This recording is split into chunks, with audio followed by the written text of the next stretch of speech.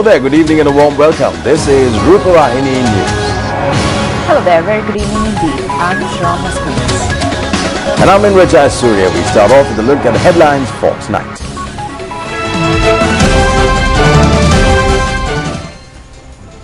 The President has instructed to complete all the Attikirula projects on established standards and provide long-term benefits to the people. Work on the Divinaguma department began at an auspicious time. Cabinet has decided not to abolish the Grade 5 scholarship examination. Cuba has assured that it will stand for Sri Lanka against any international challenge. Dr. Manmohan Singh has said that he will not accept the premiership even if they win the forthcoming general election.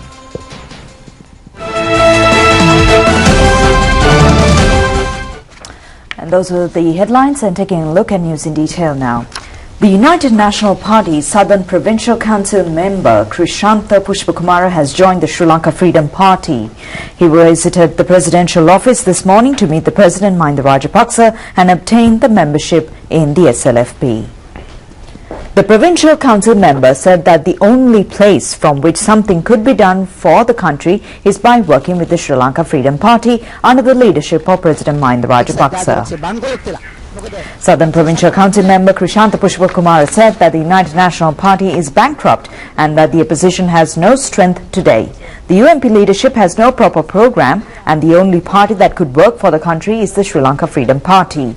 He requested the people to understand the program of the Mahinda Chintanaya and join together to work under the leadership of President to develop the village and the country devoid of petty party and other differences. In the meantime, the Gazette notification that legalizes the Divinaguma department has been signed at an auspicious hour. The function in this connection was held at the auditorium of the Ministry of Economic Development under the patronage of Minister Basil Rajapaksa. The objective of establishing this department is to upgrade the living standards of 1.8 million families. The Divinagama department has been established by amalgamating 5 institutions including the Sri Lanka Samudhi Authority, the Upcountry Development Authority and the Southern Development Authority.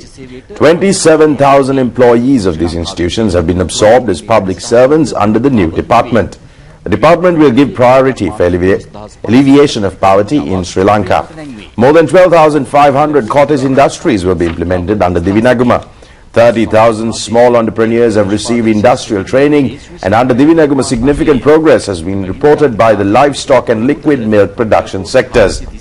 4,320 million rupees have been added to the national economy through these programs. The Divinagama draft bill was passed in Parliament recently by a majority of 117 votes. The Gazette notification was signed today at the auspicious time of 10:27. Minister of Economic Development Basil Rajapaksa said that the establishment of the Divinagama department itself is a major challenge and they are aware of the challenges ahead as well. He said that by this measure several people will suffer losses and the major losses will be incurred by the minister, since the powers of the minister will be curtailed by the establishment of this department. Under the Divinagama bill, anyone can be recruited to the department. Similarly, the department can issue orders. The minister said that the department will come under the Public Services Commission, and he also said the department should oblige to the rules and regulations of the commission. He said the department has entrusted large powers to the community. It has vested powers in community societies. The minister pointed out that the Divinagama department has been established as a department going beyond the normal routines of established departments. He said already certain institutions coming under the department have carried out their work successfully and steps will be taken to further enhance their activities. Several ministers and parliamentarians, special invitees, attended the function.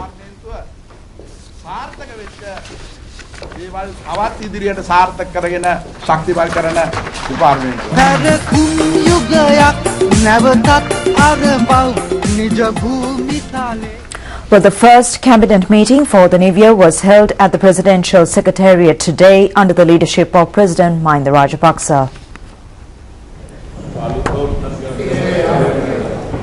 The President extended his well wishes to all the ministers.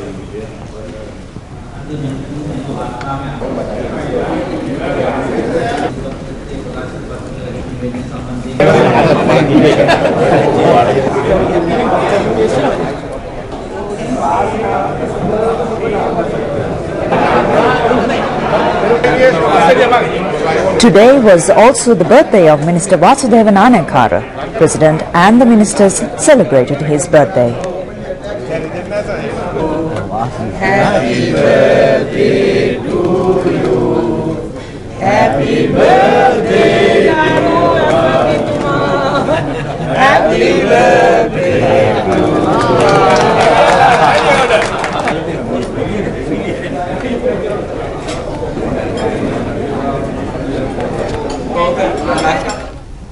On a similar note, the government has decided to hold the Grade 5 scholarship examination uninterruptedly.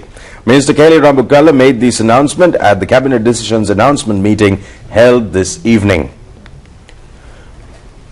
Minister Kelly Rambukala said that as a policy, it has been decided that this moment to carry forward the Grade 5 scholarship examination. It is hoped to reduce the pressure on parents and the children with educational development in the future. දරුවන්ට දෙමව්පියන්ට තියෙන පීඩනය අඩු කිරීමේ වැඩපිළිවෙලකට යන්න බලාපොරොත්තු වෙනවා. Responding to a question raised by a media personnel, the minister explained that the government is ready to face the Geneva Human Rights Council session. Minister Kelly Rambukala said that all opposition elements are making various allegations today because we have put an end to the war and carried out development. This is why there is continuous talk about Sri Lanka at Geneva.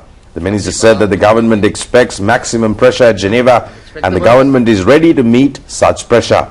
He said that if someone says that the government is isolated, it is wrong, and when we get 30 votes, the other gets 35. It is the nature of the world situation.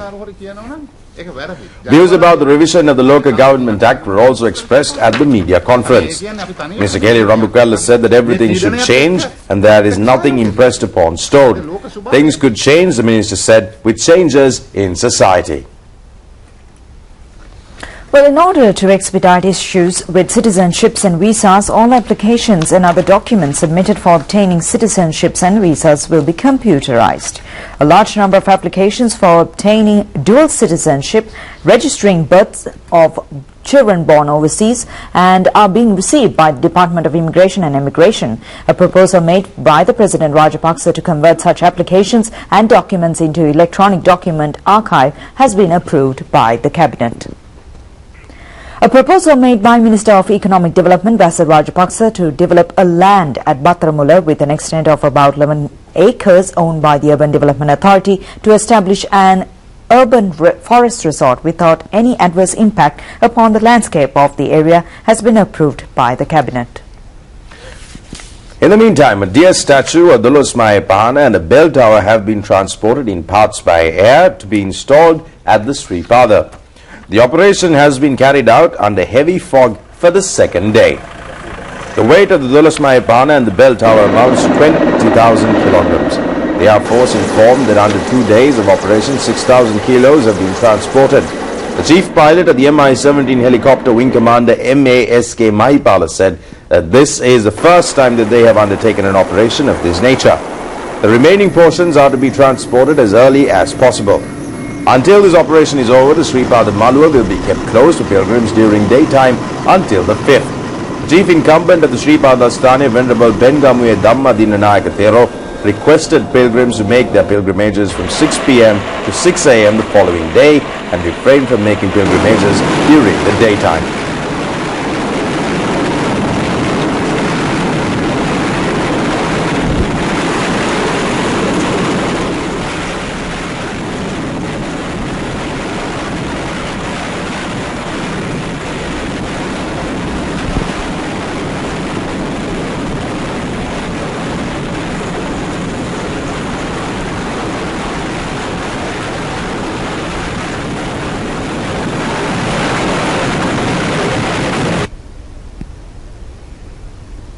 President Mahinda Rajapaksa has instructed officials to complete all development projects before the Dayatakirula National Exhibition in compliance with established standards and to provide long-term benefits for the people.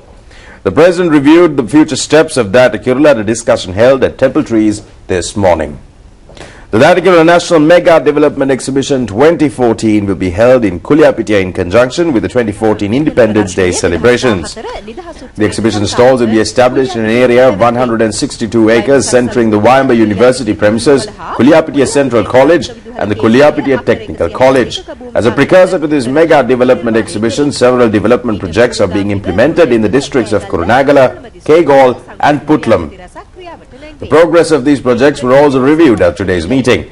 An auditorium which would provide seating capacity for 1,000 students at a time will be constructed for the Vayamba University. 250 million rupees will be spent for the construction of this auditorium. A nanotechnology laboratory will be constructed at a cost of 30 million rupees. An indoor stadium, physical fitness center and a student center will also be established at a cost of 330 million rupees. Several infrastructure facilities including a water supply project, educational, health and agricultural projects will be implemented at a cost of 190 million rupees. The first admission ticket of the 2014 Datakirula Mega National Development Exhibition was presented to the President. Ministers Basil Rajapaksa, Ranjit Siambala-Pitia, Kelly Rambukwalla and Deputy Ministers Sarna Gunawardena, Lalit Dissanayaka and the Chief of Presidential Staff Damini Senrath also participated in the discussions. The National Rupavahini has won the award for implementing the state language policy. The National Rupavahini was selected for this award based on the survey carried out about the exhibition stalls of the Dare to Kerala National Exhibition held during the year 2013. This award for the National Rupavahini was presented at the function held to declare open the new language translation center of the State Language Department. The exhibition stalls of 329 institutions have been covered under this survey. The second prize has been presented to an aviation company. The third prize has been awarded to the Animal Food Production Department of the Eastern Province. Addressing the function held in this connection, the Secretary to the President Lalit Veeratunga said that the new language centre can be considered as a language coordinating and promotion centre at a time the world attention has been focused on LLRC recommendations. The Minister of National Languages and Social Integrity, Vasudevan Anekara, the Canadian High Commissioner in Sri Lanka, Shelley Whitten, and several others invited guests attended the function. In other local stories, Cuba has announced that it will give its fullest cooperation to Sri Lanka at the forthcoming United Nations Human Rights Council sessions in Geneva to be held in the month of March. Cuba has also announced that it would work with dedication together with the Latin American countries to prevent politicization of the UN Human Rights Council. Cuba, China, Russia, Saudi Arabia and several other countries were elected for the UN Human Rights Council in November last year for a period of 3 years. Earlier as well, Cuba extended its support to Sri Lanka at the UNHRC. The Cuban ambassador, Mrs. Indira Lopez, said that Cuba will stand for Sri Lanka even in the future. The Cuban ambassador made these comments participating in a special discussion with National Rupavahini today. Last year, I think only America and... We are against to use the Human Rights Council as a political tools against other countries, specifically third world country, because we consider that this is a political motivated for some developed country, always using a double standard, because there are many problems in the world and a lot of crimes is committed against third world countries, and there is not any resolution to evaluate those problems. So why Sri Lanka?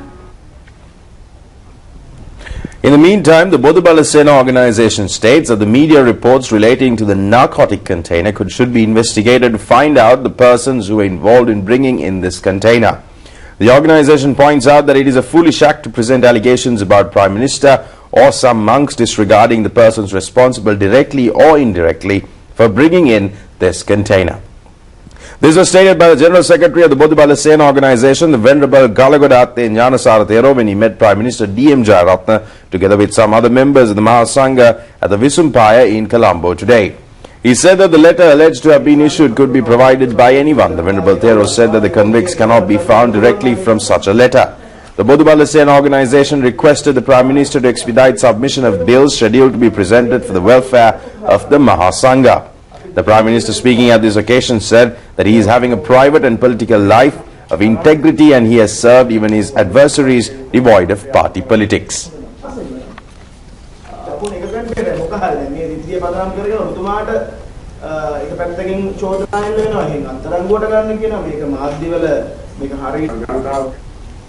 The Ministry of Sports informed that the construction work of the 4-storied building in Racecourse in Colombo will be completed this month.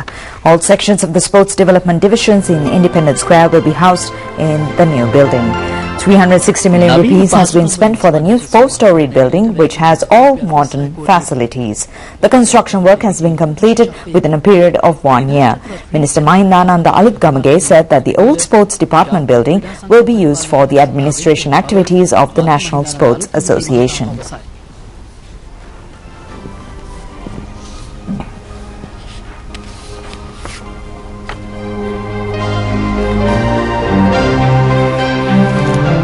It is common to see only motorcyclists wearing helmets or adults traveling in a motorcycle wearing helmets, leaving the children completely exposed without helmets.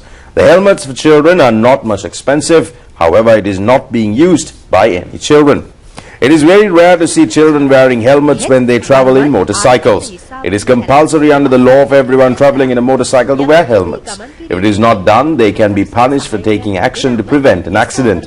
The police officers are empowered to make a spot fine of 500 rupees when a helmet is not being used. Most of our adults, although they wear helmets for their safety, completely ignore the need to use helmets for their children when they take them in their motorcycles. The result of this amounts to children getting injured or even suffering fatal injuries when these accidents occur.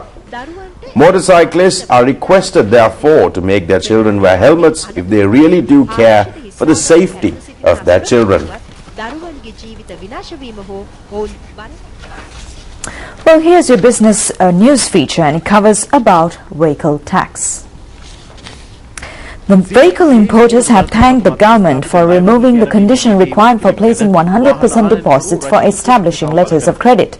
They informed that even the price of vehicles may come down due to this measure. The Vehicle Importers Association said that this measure will provide great relief to the members. A media conference was held today in this connection. The president of the Vehicle Importers Association, Sampath Merenchige, said that the cost of the vehicle could get reduced by 25 to 35,000 and these concessions could be passed on to the buyers. Tudor Dayaratna, who was an active member of the Sri Lanka Freedom Party and the Sri Lanka Mahajana Party, passed away at the age of 69 years. The late Tudor Dayaratna, who entered leftist politics in the year 1960, was the Bandaragama electorate organizer of the Sri Lanka Freedom Party from 1979 to 2009. He was elected to the Western Provincial Council in the year 1988 and functioned as a provincial minister since 1999. The late Mr. Tudor Dayaratna got elected to Parliament in the year 2000 and held the portfolio of Deputy Minister of Education. He became a working director of the National Lotteries Board and subsequently functioned as the chairman of the Sri Lanka Transport Board. He is the father of 6 children. The Western Provincial Council member Nimal Chandraratna is a brother of the late Tudor Dayaratna. The body of late Mr. Dayaratna will be kept at the Arundhati House in Uhalvatta, Bandaragama until 9 p.m. tomorrow. After that, the body will be taken to their house in Develapula at Valpitamulla in Veyangoda. The funeral will take place at 3 p.m. at the Udugampula Cemetery on Monday.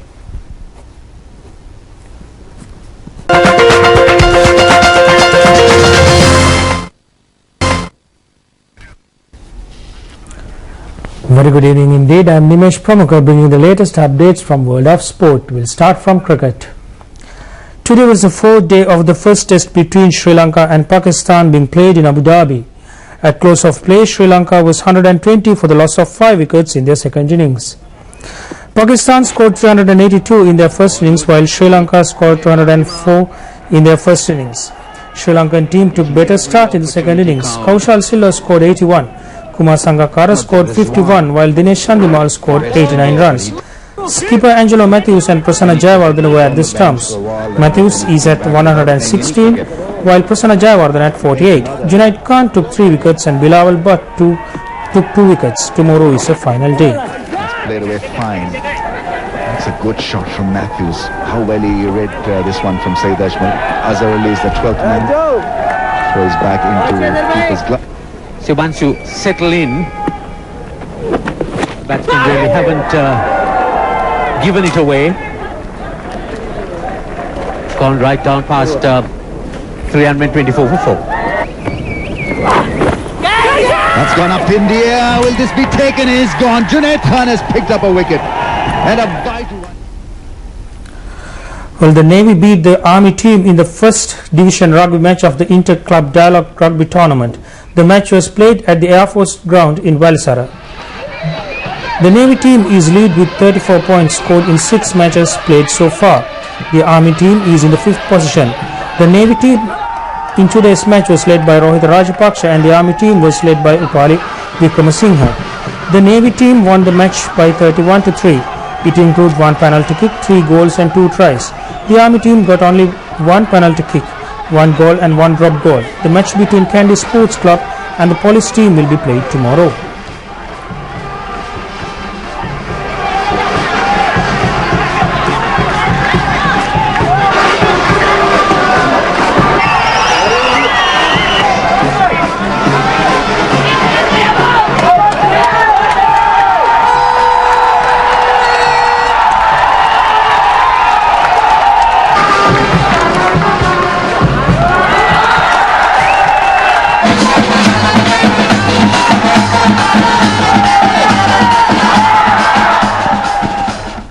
And that's it with the sports, and back to the main news desk. Thank you very much, Nimesh. With that, we end today's news bulletin. Thanks a lot for joining us. Good night.